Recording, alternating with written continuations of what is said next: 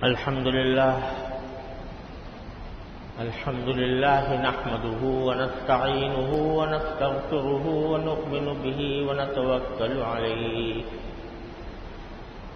ونعوذ بالله من شرور أنفسنا ومن سيئات أعمالنا من يهده الله فلا مضل له ومن يضلل فلا هادي له وأشهد أن لا إله إلا الله وحده لا شريك له وأشهد أن سيدنا وسندنا ونبينا ومولانا محمدا عبده ورسوله صلى الله تعالى عليه وعلى آله وأصحابه وبارك وسلم تسليما كثيرا أما بعد فأعوذ بالله من الشيطان الرجيم بسم الله الرحمن الرحيم ولله على الناس حج البيت من استطاع إليه سبيلا آمنت بالله صدق الله مولانا العظيم وصدق رسوله النبي الكريم ونحن على ذلك من الشاهدين والشاكرين والحمد لله رب العالمين. بزرگان محترم اور برادران عزیز، السلام علیکم ورحمۃ اللہ تعالی وبرکاتہ. یہ ذوالقعدہ کا مہینہ چل رہا ہے اور اس کے سلسلے میں دو باتیں ضروری عرض کرنی ہیں. ایک مسئلہ تو یہ ہے کہ بعض لوگ اس ذوالقعدہ کے مہینے کو منحوس سمجھتے ہیں اور بدشگونی لیتے ہیں. پہلے زمانے میں ہندوستان کے اندر تو یہ بات بہت زیادہ پھیلی ہوئی تھی اور اس کو خالی کا مہینہ کہا جاتا تھا. خالی کا مطلب یہ کہ کسی برکت سے خالی ہے، اس میں کوئی برکت نہیں. اللہ تعالیٰ کا شکر ہے اب رفتہ رفتہ یہ جہالت کم ہو رہی ہے، لیکن اب بھی بہت سے لوگوں کے ذہنوں میں یہ بات اب بھی بیٹھی ہوئی ہے کہ ذوالقعدہ کا مہینہ یہ بدشگونی کا مہینہ ہے، منحوس مہینہ ہے، الیاذ باللہ. اور اس وجہ سے ذوالقعدہ کے مہینے میں بہت سے لوگ نکاح شادی کرنے سے بھی پرہیز کرتے ہیں. شادی اگر کی تاریخ مقرر کریں گے تو شوال کی کریں گے یا ذوالحجہ کی کریں گے. ایک تو محرم میں لوگ شادی نہیں کرتے، ایک ذوالقعدہ میں نہیں کرتے، کیونکہ محرم کو بھی سمجھتے ہیں کہ یہ کیونکہ شہدائے کربلا کی یاد میں وہاں اس دن کوئی اس مہینے میں کوئی خوشی نہیں منانی چاہیے. اور ذوالقعدہ کے بارے میں یہ سمجھا جاتا ہے کہ یہ منحوس مہینہ ہے، اس میں شادی کرنا جو ہے وہ ایک بدشگونی ہے.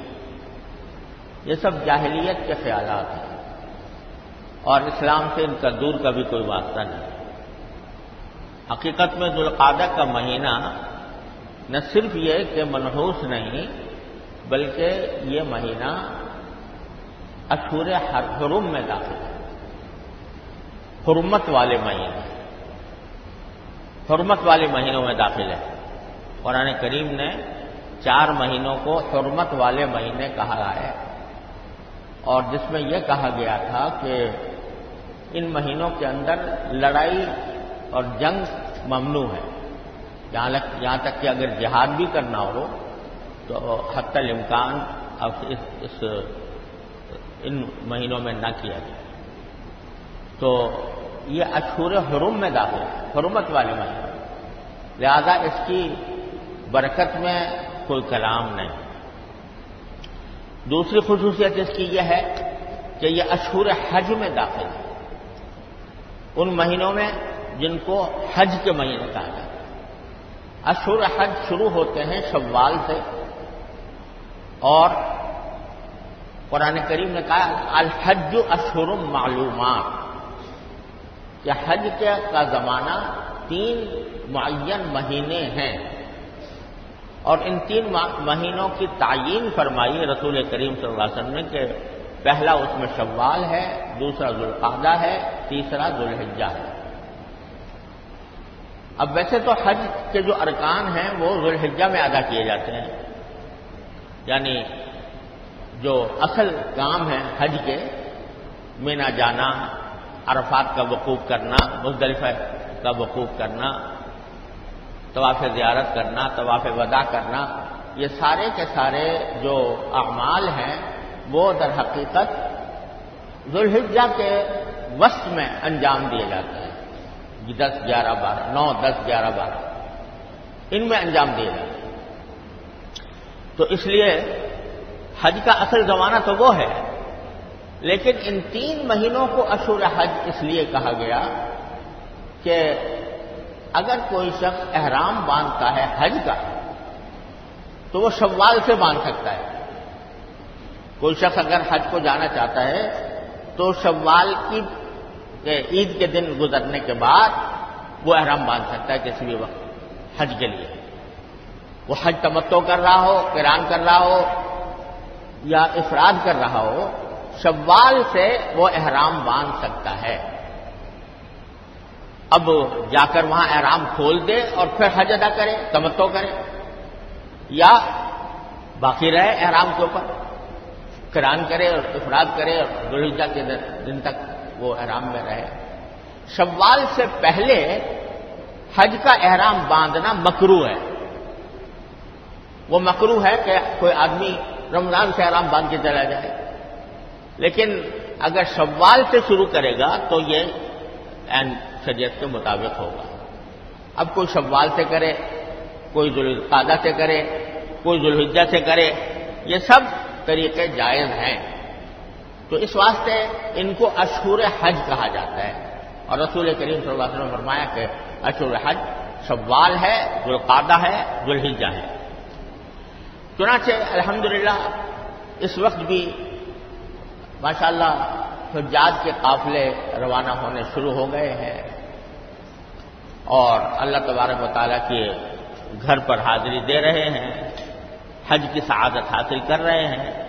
اللہ تبارک و تعالیٰ ان کو اپنی رضا کے مطابق حج ادا کرنے کی توفیق عطا فرمائے، ان کے حج کو قبول فرمائے، مبرور فرمائے۔ اور بہت سے ایسے ہیں جو ابھی تک حج نہیں کر پائے، بہت سے ایسے ہیں جو ابھی جانے والے ہیں، اللہ تعالیٰ ان کے سفر کو آسان کرے، مبارک فرمائے۔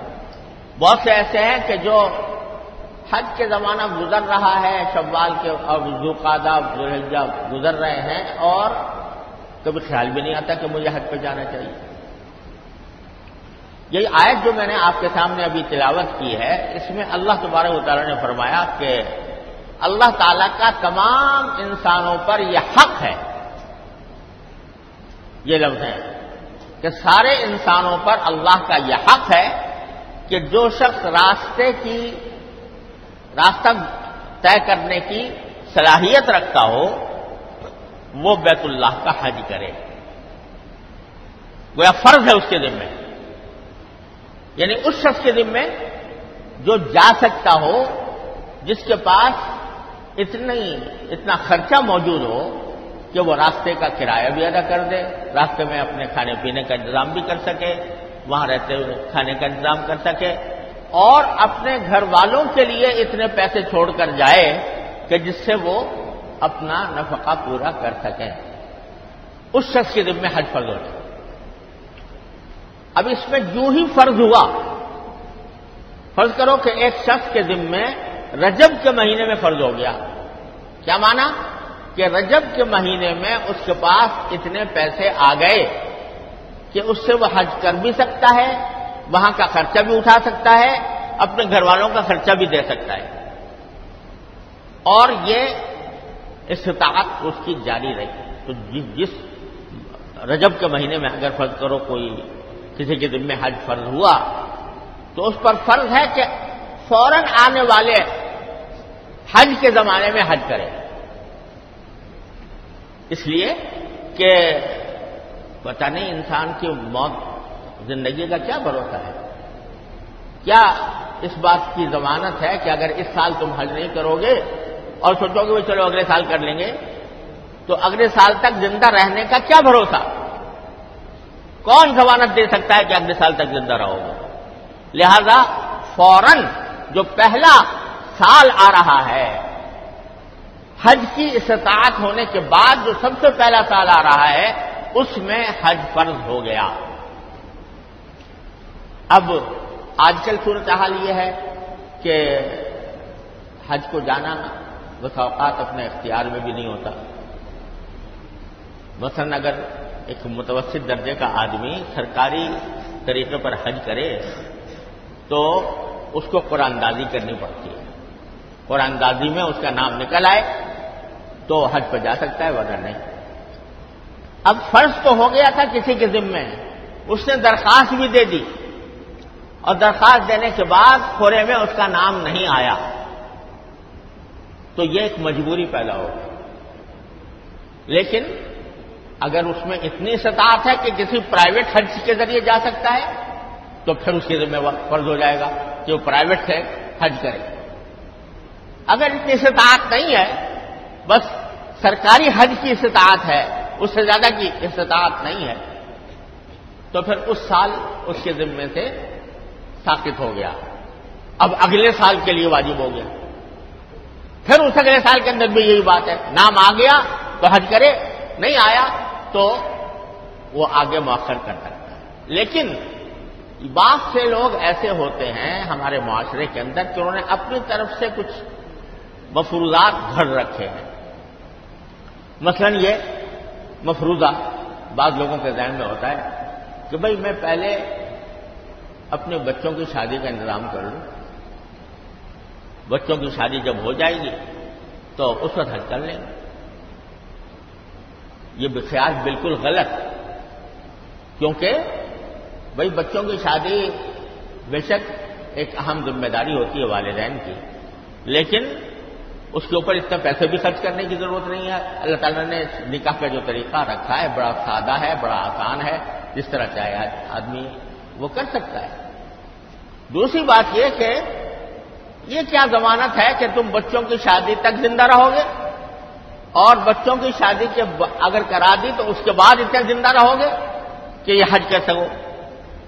لہذا یہ خیال بالکل غلط ہے. پہلے بچوں کی شادی ہو جائے پھر کریں گے. بعض نادانوں کے ذہن میں یہ بات رہتی ہے کہ بھئی حج تو جوانوں کا کام ہے، نہیں ہے، بوڑھوں کا کام ہے. جب ذرا بڑھاپا ہو جائے گا ہم ساری اپنے زندگی کی ضروریات پوری کر لیں گے، مکان بنا لیں گے، بچوں کی شادیاں ہو جائیں گی اور ہماری ذرا عمر ڈھل جائے گی، تو اس وقت تک کرنے کی کیا ضرورت ہے؟ جب آخر میں جائیں گے اور اپنے سارے کام پورے کر لیں گے تو پھر حج کر لیں گے. یہ خیال بھی بالکل باطل خیال ہے، اس کی کوئی اصلیت نہیں. اس لیے اول تو وہی بات جو میں نے عرض کیا کہ بھئی کون اس دنیا میں گارنٹی لے کر آیا ہے کہ کب تک زندہ رہے گا. اور دوسری بات یہ کہ اصل میں حج جو ہے وہ جوانی ہی کی عبادت ہے. حج میں انسان کو مشقت اٹھانی پڑتی ہے. یہ بڑی عاشقانہ عبادت ہے. اس میں اللہ تبارک و تعالی کی طرف سے ایسے احکام دیے گئے ہیں کہ اس میں ذرا محنت اٹھانی پڑتی ہے. اچھے خاصے مسجد حرام میں رہ رہے تھے، وہاں اس کے پاس رہ رہے تھے، بس روانہ حکم ہو گیا 8 تاریخ کو کہ جاؤ مینا جا کے آباد ہو. مینا چلے گئے، وہاں پر مینا میں قیام کیا، خیمے ڈالنے پڑے، خیمے کے اندر رہے. اس کے بعد پھر اگلے دن کہا کہ عرفات چلے جاؤ. پورا کا پورا لاکھوں افراد کا قافلہ عرفات جا رہا ہے. عرفات کے دن سارا دن یعنی خاص طور سے زوال کے بعد کھڑے ہو کر اللہ تعالیٰ سے دعائیں کرتے رہو، اللہ تعالیٰ کا ذکر کرتے رہو، لبیک پڑھتے رہو. تو گرمی ہو، سردی ہو، کسی حالت میں ہو، اس آسمان تلے یہ کام کرنا ہے۔ وہاں سے شام ہوئی تو کہو گے مزدلفہ چلے جاؤ۔ اب مزدلفہ جو 25-30 لاکھ آدمیوں کا مجمع جو ہے وہ عرفات سے مزدلفہ جا رہا ہے، تو گاڑیوں کی ٹریفک کی جام ہوا ہے، جا کے گاڑی آگے چل نہیں سکتی، آدمی پیدل چل رہا ہے، پیدل چل کے فاصلہ طے کر رہا ہے مزدلفے تک کا۔ وہاں جا کے رات کو کوئی چھت بھی نہیں ہے، کوئی خیمہ بھی نہیں ہے، ویسے ہی لیٹا ہے۔ صبح کو پھر سویرے روانہ ہونا ہے، مینا کے لیے جانا ہے۔ اس میں بھی یہ صورت ہے کہ بسا اوقات لوگوں کو سواری بھی نہیں ملتی پوری طرح اور جا کر پیدل جانا پڑتا ہے۔ پھر جہاں مینا میں قیام ہوا وہاں سے جمرات، وہ جو شیطان کے علامت ہیں جمرات، وہ عام طور سے اپنے قیام گاہ سے کئی میل فاصلے پر ہوتے ہیں۔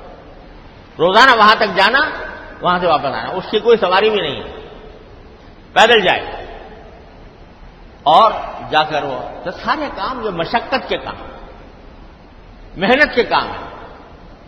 اگر تمہاری جوانی ڈھل گئی، قوا کمزور ہو گئے تو کرو گے، لیکن کس طرح کرو گے کہ تھکے جا رہے ہیں، ہانپے جا رہے ہیں، سانس پھول رہا ہے، ویل چیئر کا سہارا لے رہے ہیں، ویل چیئر کے اوپر چل رہے ہیں۔ اور اگر جوان ہو، قوت والا ہو، تو وہ بڑے جوش و خروش کے ساتھ اور بڑی قوت کے ساتھ یہ سارے کام انجام دے سکتا ہے۔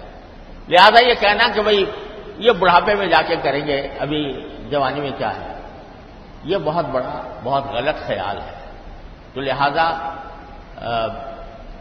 یہ زمانہ حج کا ہے، اس لیے میں یہ بات عرض کر رہا ہوں کہ جن حضرات نے ابھی تک حج کو جانے کی کوشش نہیں کی اور وہ استطاعت رکھتے ہیں جانے کی، ان کے ذمہ فرض ہے کہ وہ اب جلد از جلد حج ادا کرنے کی کوشش کریں۔ ایک بڑی سخت وعید ہے جو نبی کریم سرور دو عالم صلی اللہ علیہ وسلم ارشاد فرمائی کہ اگر کوئی شخص جس کے ذمہ حج فرض ہو گیا، یعنی اس میں استطاعت پیدا ہو گئی، اور وہ حج نہ کرے اور اس حالت میں مر جائے، تو اللہ تعالیٰ کو کوئی پرواہ نہیں ہے کہ وہ یہودی بن کے مرے یا نصرانی بن کے مرے۔ الیاذ باللہ، یا اللہ میاں کو کوئی پرواہ نہیں ہے تمہاری کہ تم یہودی ہو کے مر رہے ہو یا نصرانی ہو کے مر رہے ہو، کیونکہ تم نے جب تمہارے ذمہ فرض ہو گیا تھا اس فریضے کے ادائیگی کے لیے اپنی کوئی کوشش نہیں کی۔ تو اس لیے ایسے تمام حضرات سے جنہوں نے ابھی تک فریضہ حج ادا نہیں کیا، یہ درخواست ہے کہ وہ اگر اس کی استطاعت رکھتے ہیں کہ پرائیویٹ حج کریں تو اب بھی موقع ہے، پرائیویٹ حج اب بھی ہو سکتا ہے، کسی بھی جو حج کے آپریٹرز ہیں ان میں سے کسی کے ذریعے آج بھی حج ہو سکتا ہے۔ اگر کسی میں استطاعت نہیں ہے تو فرض ہے کہ اگلی مرتبہ وہ قرآن اندازی میں اپنا نام، اپنی درخواست داخل کرے۔ اور بھائی یہ حج ایسی چیز ہے کہ ہمارا تجربہ یہ ہے، اور میں اپنا ہی نہیں بے شمار لوگوں کا تجربہ یہ ہے کہ حج پر پیسے خرچ کرنے سے کوئی آدمی فقیر نہیں ہوتا۔ حج پر پیسہ خرچ کرنے سے اس کی معاشی حالت پر کوئی برا اثر نہیں پڑتا، بلکہ اور زیادہ وسعت پیدا ہوتی ہے۔ اور حدیث میں یہ الفاظ آتے ہیں کہ من حج فلم یرفث ولم یفسق رجع کیوم ولدته امه، او کما قال صلی اللہ علیہ وسلم، جو شخص حج کرے اور اس میں فحش کام کوئی نہ کرے اور اس میں کوئی گناہ کا کام نہ کرے، تو واپس اس طرح آئے گا جیسے کہ آج ماں کے پیٹ سے پیدا ہوا، یعنی گناہوں سے پاک۔ اتنی بڑی فضیلت اللہ تعالیٰ نے حج کی آج بتائی۔ تو یہ حج فرض ہر انسان کا ذاتی فریضہ ہے، اس کو اہتمام کے ساتھ کرنا چاہیے۔ بہت سے حضرات ایسے ہیں کہ جو حج تو بار بار کیا انہوں نے، فریضہ ان کا ادا ہو گیا۔ اسلام نے صرف ایک مرتبہ زندگی میں حج فرض کیا ہے، ایک سے زیادہ نہیں. لیکن یہ کہا ہے کہ جو شخص اگر نفلی طور پر حج کر سکے تو جتنا حج کرے اتنا بہتر ہے. لیکن اس کے ساتھ یہ بات بھی یاد رکھنی چاہیے کہ نفلی حج جو ہے یہ بے شک ایک اچھی عبادت ہے، لیکن ہر سال حج کی پابندی کہ ہر سال میں ضرور جاؤں، اور اس سے یہ ایک بات تو یہ ہوتی ہے کہ رش بڑھ جائے، ہجوم بڑھ جائے. تو جو لوگ سارے پیسہ جمع کر کے بیچارے حج کرنے کے لیے آئے ہیں ان کو موقع مشکل سے ملتا ہے کہ وہ عبادت کریں، طواف کریں، عمرے کریں. اس کا موقع اگر کوئی آدمی اس نیت سے نفلی حج چھوڑ دے کہ بھئی میں اور لوگوں کے لیے آسانی پیدا کروں، تو شاید اللہ تعالیٰ کے ہاں وہ زیادہ اجر کا سبب بنے، کیونکہ وہ دوسرے لوگوں کی خیال سے تو حج نہیں کرتا. اور ایک اور پہلو یہ ہے کہ جس معاشرے میں لوگ بھوکے مر رہے ہوں، جہاں پر ایک ایک روٹی کے محتاج ہوں، فقر و افلاس پھیلا ہوا ہو، تو وہاں پر اگر ہر سال حج کرنے والے جو ہر سال نفلی حج کرتے ہیں اگر یہ کام کریں کہ جتنے پیسے وہ حجی نفل پر خرچ کر رہے تھے وہ غریبوں کو کھانا کھلانے پر خرچ کر رہے، غریبوں کے فائدے کا کوئی فائدہ پہنچا دے، ان کا جتنا اب آج کل جو ہے حج 5 لاکھ سے تو کم کا تصور نہیں ہے میرا خیال میں، اور اگر پرائیویٹ آدمی حج کرے تو 12 لاکھ 14 لاکھ 20 لاکھ تک جا رہا ہے. ہر سال ایک آدمی 20 لاکھ روپے خرچ کر رہا ہے یا 15 لاکھ روپے خرچ کر رہا ہے نفلی حج کے اوپر.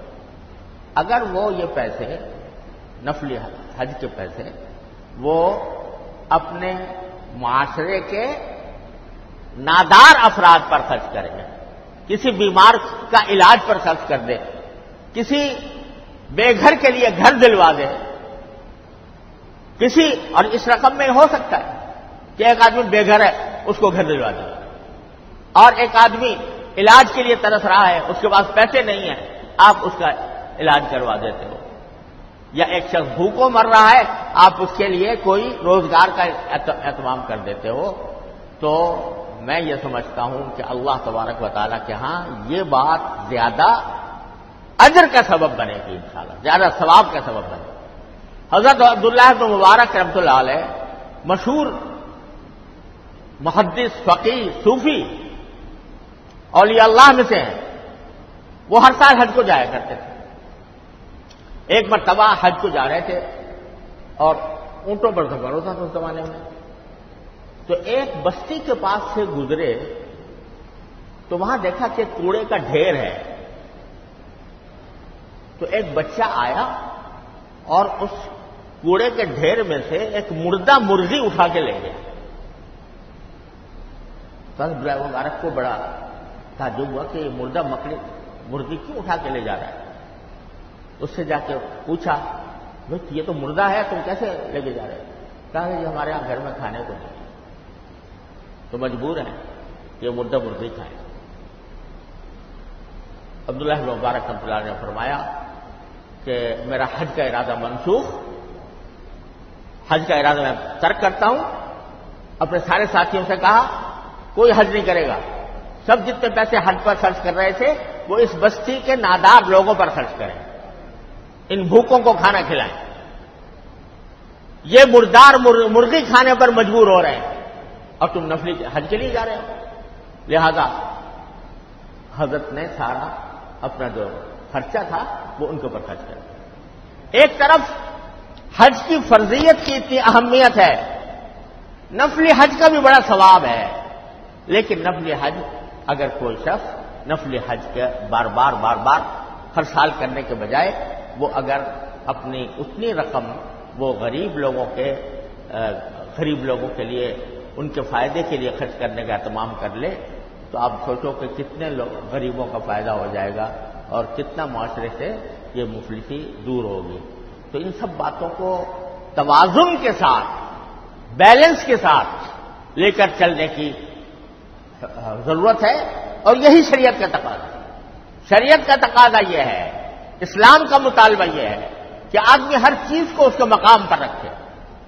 بعض لوگ فرض حج کے بارے میں بھی یہ کہہ دیتے ہیں الیاذ باللہ کہ بھائی پورے عالم اسلام کے اتنے سارے آدمی حج کرنے جاتے ہیں، اربوں روپیہ خرچ ہوتا ہے، یہ اربوں روپیہ اگر سارے عالم اسلام کے لوگوں کے اوپر خرچ کیا جائے تو ان کی غربت دور ہو جائے۔ وہ فرض حج کے بارے میں یہ کہتے ہیں۔ اب یہ انتہا پسندی ہے کہ ارے بھائی یہ اللہ تعالیٰ کا کیا ہوا فریضہ ہے، جب زندگی میں ایک بار حج کرنا اللہ تعالیٰ نے فرض کر دیا تو اب تم اس کو کسی اور صورت میں ڈھالنے کی کوشش کرو، یہ شریعت کے خلاف ہوگا۔ اور حج کے ذریعے نہ جانے اللہ تعالیٰ کتنے لوگوں کی روزی اس سے وابستہ ہے، حج سے۔ حج جو کرتے ہیں تو وہ تو کرتے ہیں، خرچہ کس پہ کر رہے ہیں؟ ان پہ کر رہے ہیں جو سامان بیچ رہے ہیں، ان سے خریداری کر رہے ہیں وغیرہ وغیرہ، ان کی روزی ان سے وابستہ ہے۔ تو اس واسطے ایک مرتبہ حج کرنے کے بارے میں یہ بات کہنا تو غلط ہے، لیکن نفلی حج کے بارے میں یہ بات صحیح ہے کہ اس میں اگر آدمی ایسے معاشرے میں رہ رہا ہے جہاں پر فقر و فاقہ پھیلا ہوا ہے تو نفلی حج بکثرت کرنے کے بجائے اگر وہ اس فقر و فاقے کو دور کرنے کی کوشش کرے تو انشاءاللہ اس کا اجر اللہ تعالیٰ کے یہاں زیادہ ہوگا۔ اللہ تعالیٰ ہم سب کو اس توازن کے ساتھ اللہ تعالیٰ کے فریضے کی ادائیگی کی توفیق عطا فرمائے۔ وآخر دعوانا الحمدللہ۔